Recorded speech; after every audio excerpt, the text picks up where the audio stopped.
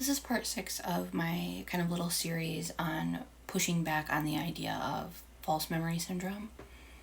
I am reading from the book The Courage to Heal, the 3rd edition. Memory research is being distorted to validate the idea of false memory syndrome. The research cited to validate the existence of a false memory syndrome consists largely of studies that are designed about variations in normal memory and to assess the accuracy of eyewitness accounts of incidents such as car accidents. Such studies show that memory is fallible and that people are often in error when they report what happened. However, this research does not apply to traumatic amnesia. To say that errors in ordinary memory prove that fictitious memories of childhood sexual abuse can be implanted by therapists violates a basic tenet of science. Findings pertaining to one specific set of circumstances and one population cannot be assumed to hold true for a different set of circumstances in a different population. One of the examples that is most often cited to prove the idea of false memory syndrome is a study by Elizabeth Loftus, a professor of psychology at the University of Washington and a member of the False Memory Syndrome Foundation Advisory Board. With the help of family members who had insisted that a bogus event was real, Loftus was able to convince 5 subjects that they'd been lost in a shopping mall when they were children. However, being briefly lost is in the realm of common childhood experience.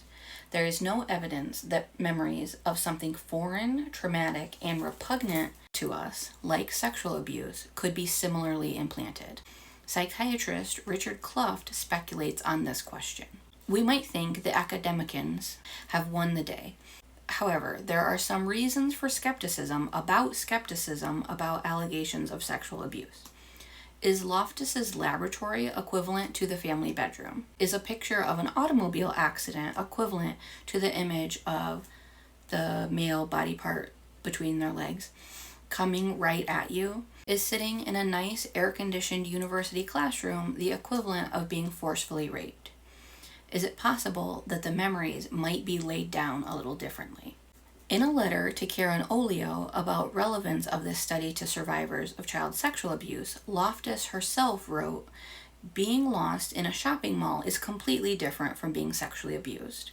I've never tried to say that they were the same." Loftus's research, like the other memories cited as evidence of false memory syndrome, have little relevance to traumatic memories of child sexual abuse.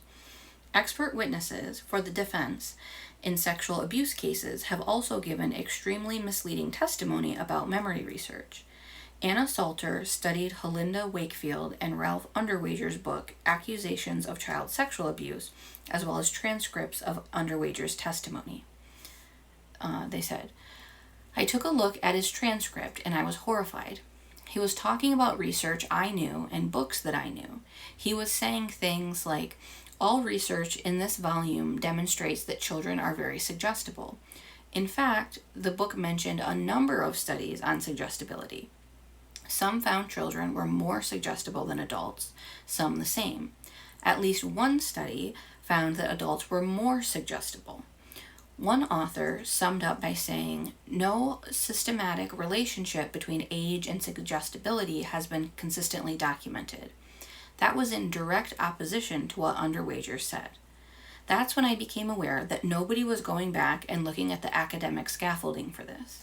Under the auspices of the New England Association of Child Welfare Directors and Commissioners, Salter wrote a monograph, Accuracy of Expert Testimony in Child Sexual Abuse Cases, a case study of Ralph Underwager and Halinda Wakefield, in which she examined more than 500 articles to which Underwager referred in his book and in his court testimony. She found a multitude of factual errors, both minor and serious.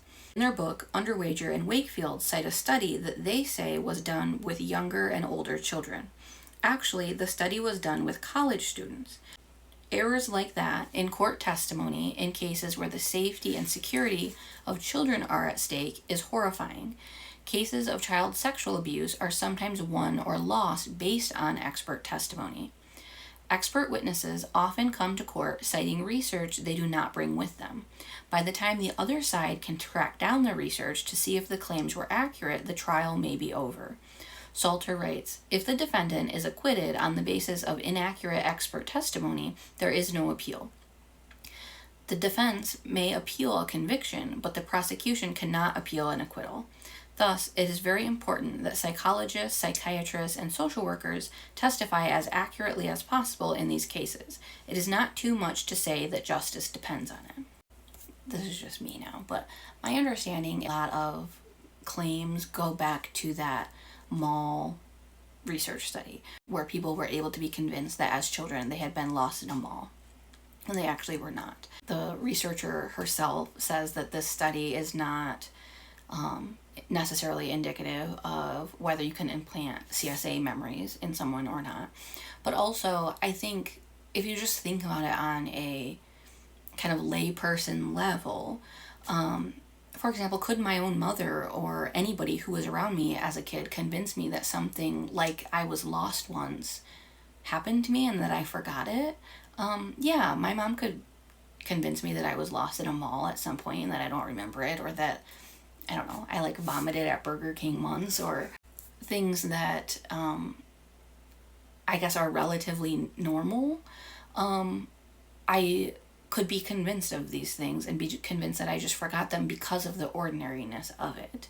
But as somebody who was never harmed by my father, she could not, or anybody else who knew me, could not have convinced me that my father essayed me, or of something like that I had cancer when I was 6 and that I forgot that, or, I guess if there was any chance of something like that being convincing to me, I would need evidence, because anything, how did they word it? Anything foreign, traumatic, or repugnant to us, it's then you just naturally have this no, I think I would remember that, or no, that just doesn't align with my feelings around this person or around this experience. Even something that might be unfortunately relatively common in some relationships, such as screaming and name calling. The memory that I have of my grandmother was not that she never called people names, and so you couldn't convince me that my grandma called me a bitch, because that just isn't my memory of her. I think you can only be susceptible to things that kind of feel aligned with your experiences, and